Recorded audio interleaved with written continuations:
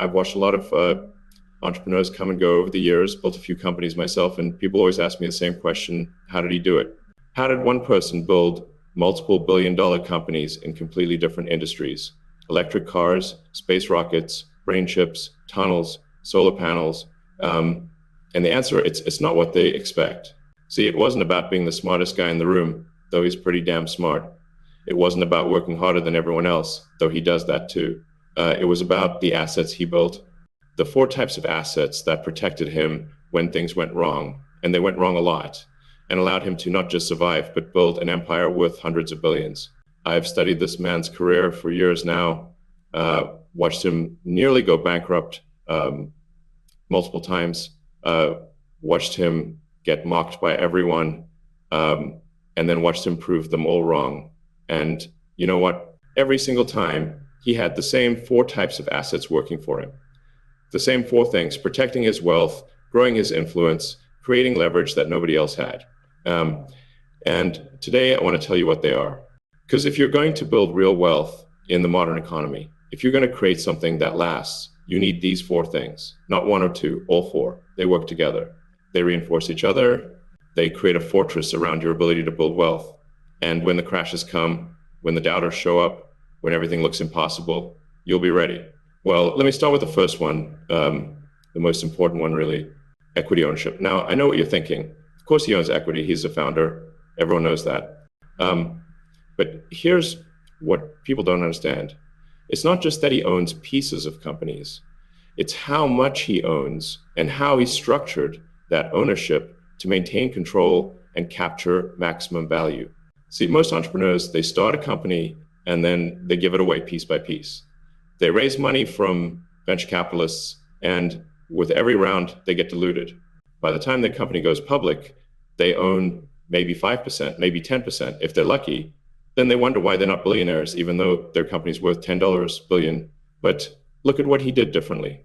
When he started his first real company, the online payment system, he owned a massive chunk. When it sold, he walked away with $180 million. Not bad for a guy in his 20s. But here's the key. He didn't spend it. He didn't buy yachts and mansions. He took that $180 million and rolled almost all of it into his next ventures. $100 million into the space company, $70 million into the electric car company. And in both cases, he made sure he owned massive equity stakes and maintained control. The space company, he owns about 42% even now, after all these years, and multiple funding rounds. That's unheard of. Most founders get diluted down to nothing. The electric car company, he's owned between 13% and 20%, depending on when you measure. That might not sound huge, but when the company's worth $800 billion, that's $100 billion plus in personal wealth, just from one company. You see, equity ownership, real ownership with control, that's how you capture value, you create. If you're building something, if you're creating value, you need to own as much of it as possible for as long as possible. Every percentage point you give away is potentially millions or billions you'll never see.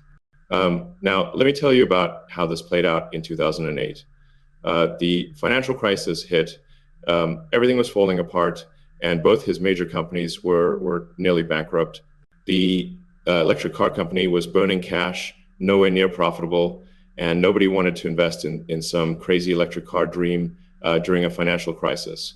The space company had failed 3 rocket launches in a row, 3 failures, millions of dollars literally exploding on the launch pad.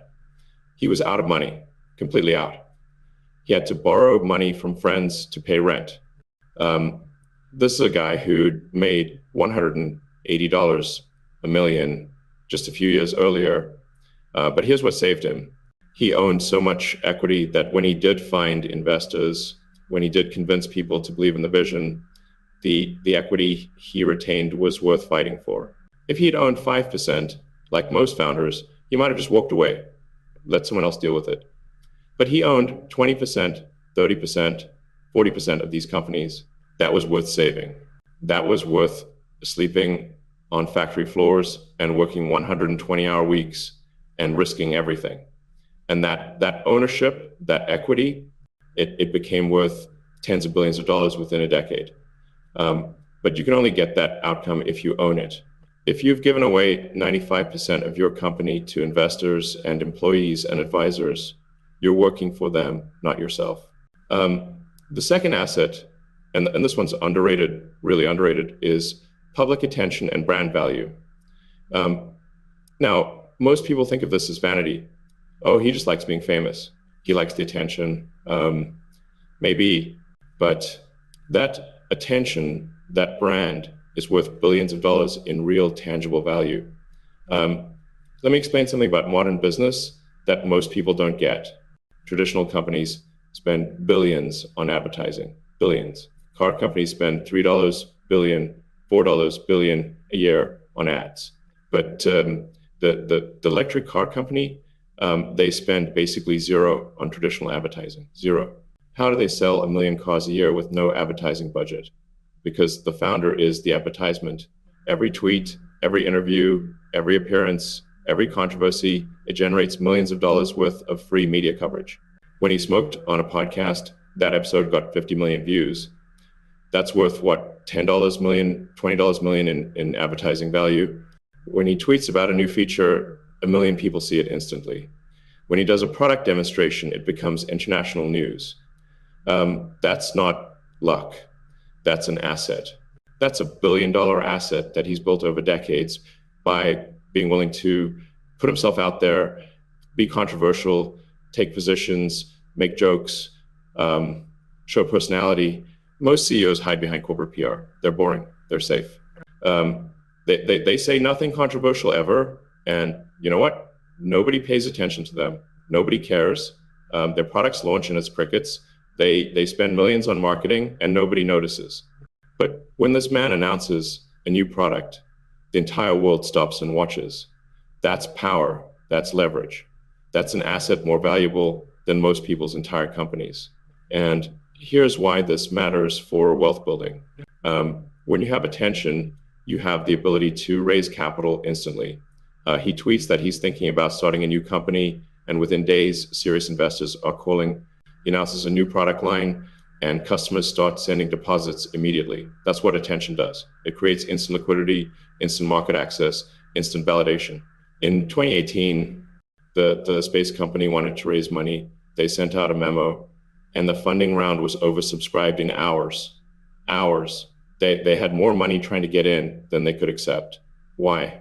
Because everyone pays attention to what he's building. Everyone wants a piece of it. That's the power of brand. Now, is there a downside? Sure. When he says something stupid on social media, and he does, the stock price drops. When he gets in fights with regulators, it causes problems. But on balance, the value of that attention, that brand, it's worth tens of billions in marketing he doesn't have to pay for. In deals that happen because everyone knows who he is, in talent that joins because they want to work with him, you can't buy that. You have to build it. And most people aren't willing to put themselves out there like that. They're too scared of criticism, too worried about what people think. He doesn't care. And that fearlessness, that willingness to be a public figure, it's created billions in enterprise value. Well, let me move on to the third asset, vertical integration and real infrastructure. This one's fascinating because it goes against everything modern business schools teach. You're supposed to outsource. You're supposed to be asset light. You're supposed to focus on your core competency and let other companies handle everything else. He does the opposite. He builds everything himself. When he started the space company, everyone said you can't compete with the big aerospace contractors. The industry's too complicated, too regulated, too expensive. Just partner with existing manufacturers. He said, no, we're building our own rockets, our own engines, our own capsules, our own launch facilities, everything. People thought he was insane. And you know what happened? By controlling the entire vertical stack, by building everything in-house, he cut the cost of launching to space by 90%. 90%. Do you understand how insane that is? The entire aerospace industry, thousands of companies, decades of development, and one company comes in and cuts costs by 90% by refusing to use any of them. Same thing with the electric car company.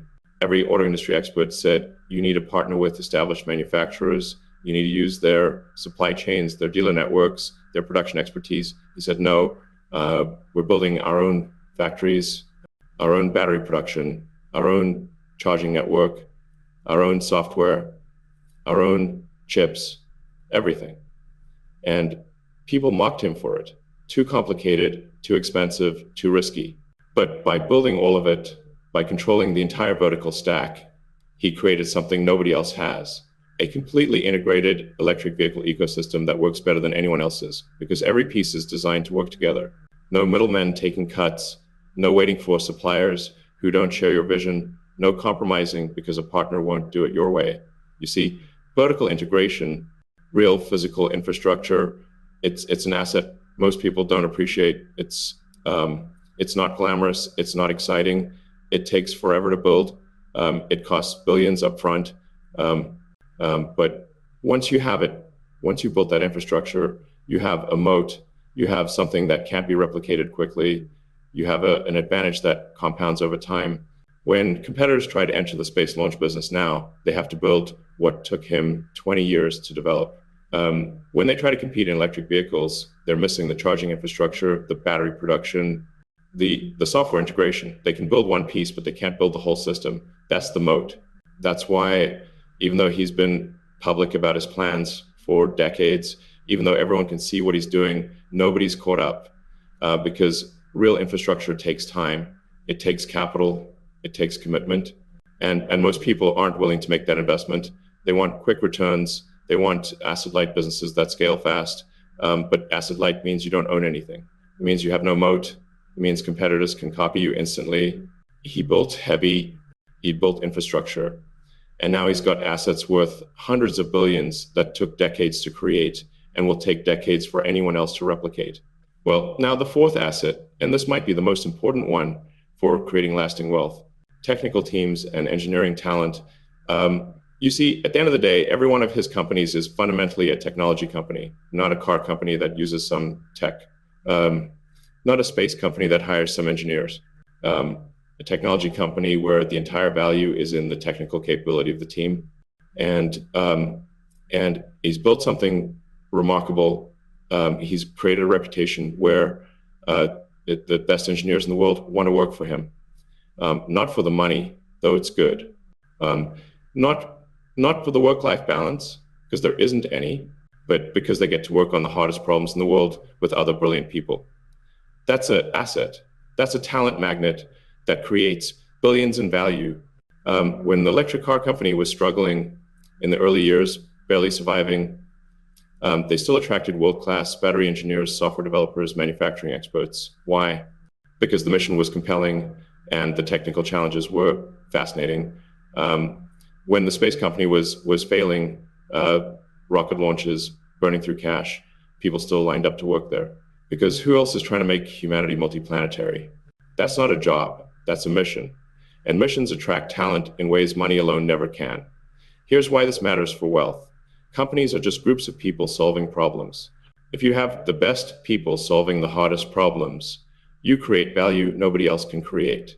You build things nobody else can build. And that value, that capability, it becomes an asset that competitors can't easily copy. You can steal a product design, you can copy a business model, but you can't steal a team of 10,000 engineers who've spent years learning to work together, learning to solve specific types of problems, building institutional knowledge. That takes years, decades to develop. And once you have it, it's incredibly valuable. Look at what happened with the autonomous driving technology. Every car company in the world is working on it. They're all spending billions. But the electric car company is years ahead. Why? Because they've had thousands of engineers working on it for over a decade. They've collected billions of miles of real-world driving data. They've built custom chips, custom neural networks, custom training systems. That's not something you can buy. That's not something you can build in a year. That's a decade of accumulated engineering knowledge. That's an asset worth billions. Same with the space company. Why can they reuse rockets when nobody else can? Because they've got teams who've spent 15 years figuring out how to land a rocket booster on a barge in the ocean. That's not just technology. That's accumulated knowledge. That's thousands of failures and lessons learned. That's an asset that exists in the heads and hands of the engineering team. Now, here's how you build this asset. You can't just pay people a lot. Silicon Valley is full of companies that pay top dollar and still can't attract top talent. You need mission, you need purpose. You need to be working on something that matters, something hard, something that the best people want to be part of. And you need to be willing to let talented people do their best work. That means taking risks. That means accepting failures. That means giving engineers real problems to solve, not just asking them to implement someone else's vision. He's famous for giving engineers impossible deadlines. Make this happen in 6 months. Everyone says it'll take 2 years. He says 6 months. And you know what? Sometimes they do it in 8 months. Sometimes it takes a year. But they get it done faster than anyone thought possible because they're motivated, they're empowered, they're working with other brilliant people on something that matters. That culture, that environment, it attracts and retains the kind of talent that builds billion-dollar companies. And once you have it, once you've built that engineering culture, that's an asset that just keeps creating value year after year. Well, let me talk about how these four assets work together, because that's the real key. That's what most people miss. Each asset by itself is valuable, but when you have all four working together, they multiply each other's value. The equity ownership means you capture the value that the other three assets create. If you don't own equity, it doesn't matter how much brand value or infrastructure or talent you have, someone else gets rich, not you.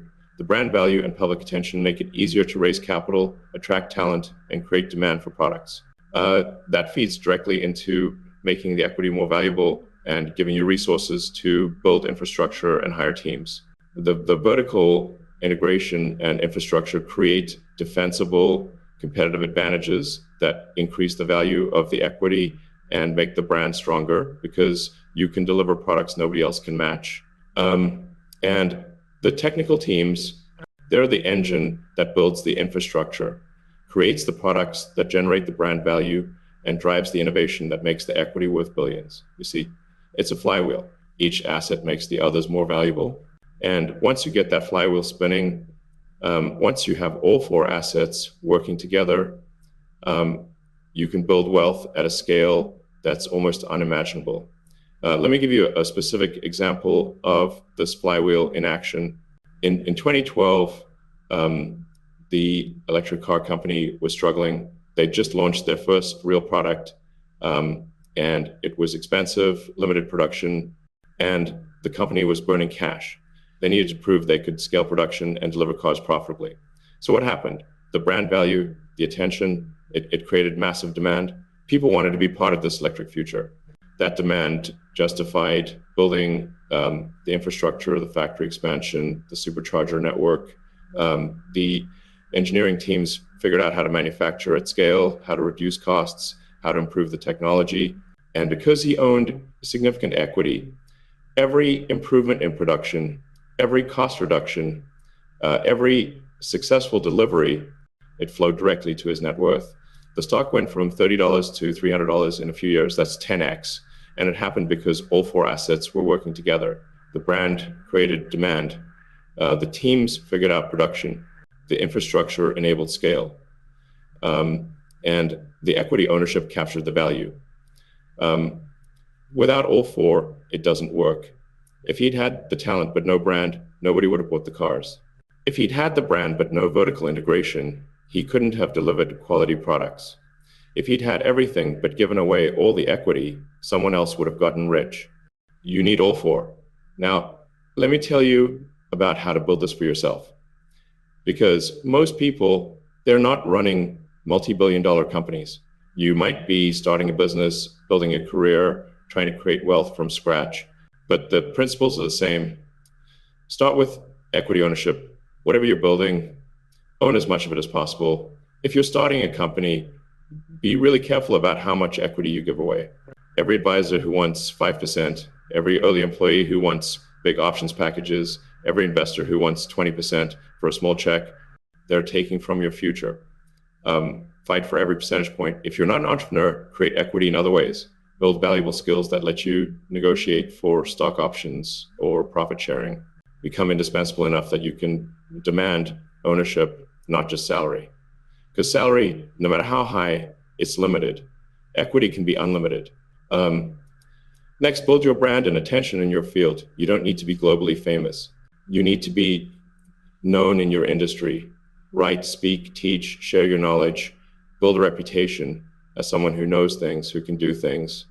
That reputation becomes an asset that opens doors, creates opportunities, lets you command higher prices. It's how consultants charge $1,000 an hour instead of $100. It's how entrepreneurs raise money easily while others struggle. It's how employees get offered the best jobs without applying. Brand matters. Attention matters. Most people are invisible. Don't be invisible. Then think about infrastructure and integration in whatever you do. What can you own? What can you control? If you're a content creator, own your distribution, your email list, your platform. Don't just rely on social media algorithms. If you're a service business, build systems and processes that create defensibility. If you're in manufacturing, control your supply chain. Whatever you do, ask yourself, what can I own outright that creates a moat? What infrastructure can I build that makes me hard to replace? And finally, build or join great teams. If you're not smart enough or skilled enough to do something yourself, surround yourself with people who are, if you're an entrepreneur, hiring is the most important thing you'll ever do. Hire people smarter than you. Give them hard problems. Build a culture where talented people want to stay. If you're an employee, be selective about where you work. Join teams that are building something meaningful. Work with people you can learn from. Because the knowledge and relationships you build, that's an asset that stays with you forever. You see, these 4 assets, they work at every scale. Whether you're building a billion-dollar company or trying to go from $50,000 a year to $500,000 a year, the principles are the same. Own equity, build brand, control infrastructure, develop or access top talent. Do those 4 things, and you'll build wealth that lasts. Well, let me tell you what happens when you don't have these assets. Because I've seen it so many times. Brilliant people, hardworking people who never build real wealth because they're missing one or more of these 4 pieces. I knew a guy, incredibly talented engineer, worked at a major tech company for 20 years, senior position, good salary, 6 figures easy. But you know what? He never negotiated for equity, just took salary. When the company IPO'd and made early employees into millionaires, he got nothing extra, just his salary. He'd built as much value as anyone, but because he didn't own any equity, he didn't capture any of the value he'd created. 20 years of work, and he was still living paycheck to paycheck on a big paycheck, but still paycheck to paycheck. That's what happens without equity. Or look at the entrepreneurs who build great products but have no brand, no attention. They launch something genuinely innovative, but nobody knows about it. They spend all their money on paid advertising that doesn't work. They struggle to raise funding because investors haven't heard of them. They can't attract top talent because nobody knows their company exists. And they wonder why they're failing when they've got a better product than the competition, because they have no attention. Nobody knows they exist. In the modern economy, being unknown is almost as bad as having a bad product. Or the companies that outsource everything. They have a great brand, they have some funding, but they own nothing. They contract with manufacturers in other countries. They use other people's distribution. They rely on platforms they don't control. And you know what happens? Their manufacturers start selling to their competitors. The platform changes its algorithm and their traffic disappears. They have no defensibility, no moat. At the first sign of competition or trouble, they collapse because they don't own infrastructure. They don't control anything real. Or the solo entrepreneurs who try to do everything themselves. They won't hire, they won't delegate. They think they can build a billion-dollar company alone, and they burn out. They hit a ceiling because there's only so much one person can do. You need teams. You need people smarter than you. You need to multiply yourself through other people's talents. Otherwise, you're just building a job for yourself, not a business. That's what happens when you're missing these assets. You work hard, you might make decent money, but you never build real wealth. You never create something that lasts. You never get the exponential returns that come from having all 4 assets working together. Well, and let me talk about risk for a minute, because people look at this path and they say it's too risky. Owning equity means you might lose everything. Building brand means putting yourself out there for criticism. Building infrastructure means investing billions upfront. Building teams means trusting other people. And yes, there's risk, real risk. He almost went bankrupt multiple times. In 2008, he was literally borrowing money to pay rent while trying to save two companies that were nearly dead. That's risk, real risk. But here's what people don't understand about risk. The riskiest thing you can do is own nothing, control nothing, and depend entirely on others for your income. That's risk. Working for one company that can fire you at any moment, that's risk. Having no equity in anything you build, that's risk. Being unknown so nobody will fund your ideas, that's risk. Owning these four assets, building these four things, it actually reduces risk over time because you're building multiple sources of value. If one company struggles, you have equity in others. If one market turns against you, your brand opens doors in other markets. If one product fails, your infrastructure can be used for other products. If some team members leave, you've built a culture that attracts replacements. That's diversification, that's risk management. But it requires short-term risk to get long-term safety. You have to be willing to go all in. You have to be willing to risk bankruptcy to maintain equity ownership. You have to be willing to be criticized publicly to build brand value. You have to be willing to invest billions in infrastructure that might not pay off for decades. You have to be willing to trust teams with important decisions.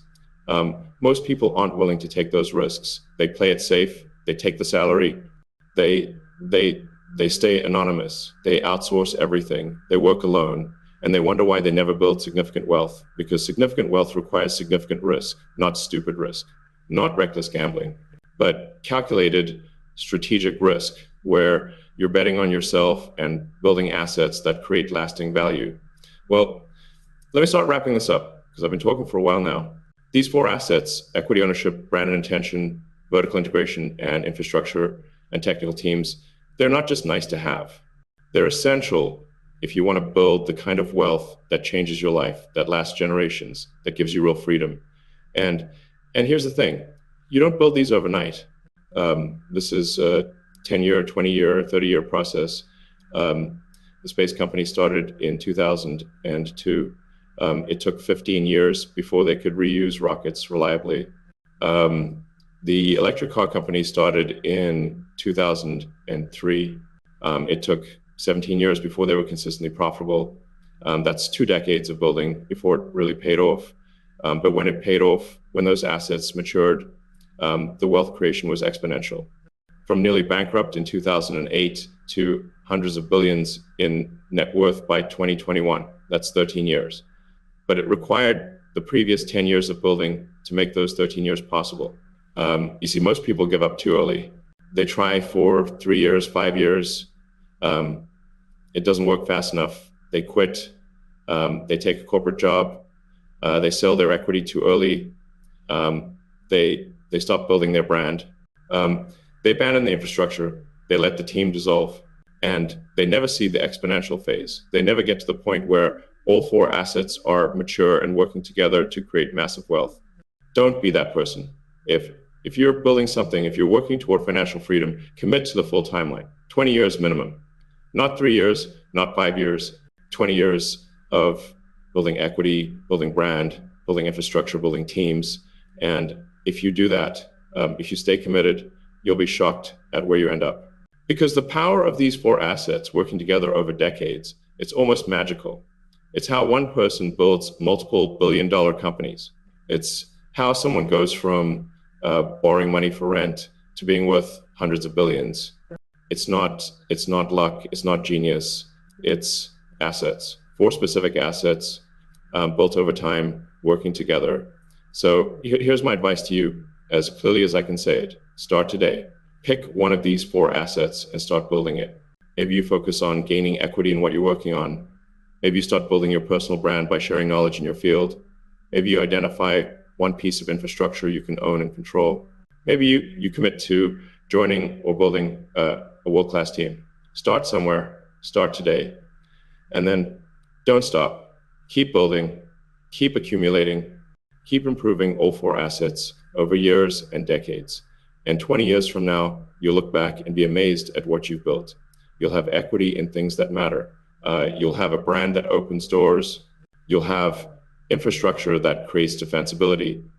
You'll have teams that multiply your impact. And you'll have wealth that gives you real freedom. That's the path. That's how it's done. 4 assets built over decades, working together. Not quick, not easy, but it works. And if you're serious about building real wealth, it's the only way that actually works at scale. So go build your 4 assets, own equity, build brand, control infrastructure, develop teams, and in 20 years, you'll thank yourself for starting today.